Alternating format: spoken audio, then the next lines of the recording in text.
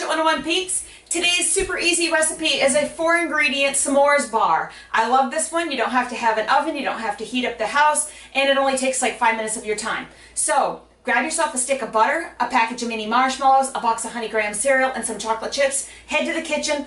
You are not going to believe how easy this is. Let's go.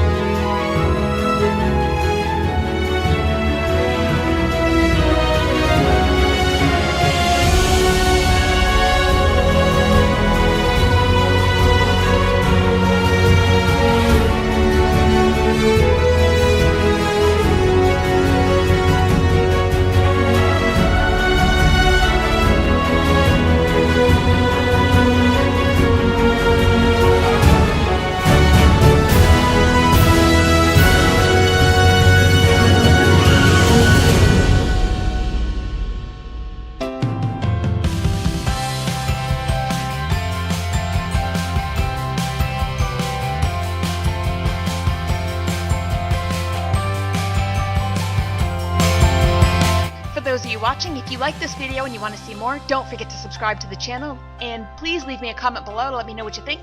Thank you so much for tuning in, and I'll see you soon.